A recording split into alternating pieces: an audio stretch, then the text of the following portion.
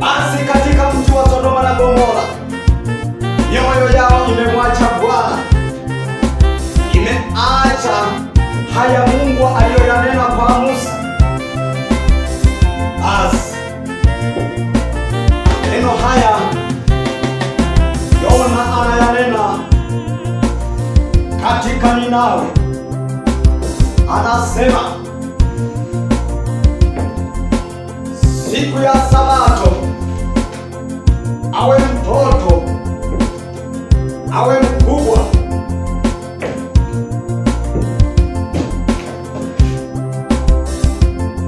wamche Bwana, wamwabudu Bwana.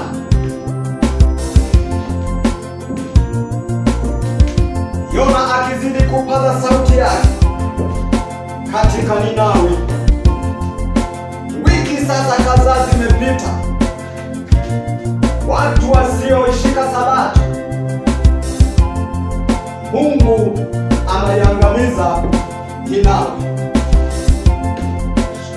Wakati huu na muda kama huu unalolisikia neno la Bwana,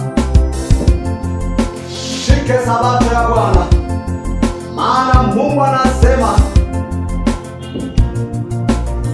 atakayefanya kazi siku ya Sabato atauawa.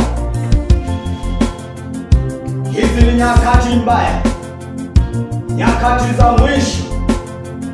Mungu anaenda kuangamiza wasiomtii. Muda kama huu na nyakati hizi, na kuita Baba Mungu wa mbingu na nchi, ninasema leo tunaenda kukutii kama jinsi ulivyomwagiza Musa. Nasi wana wako tunajongea mbele zako, tunashuka Baba chini ya uwepo wako.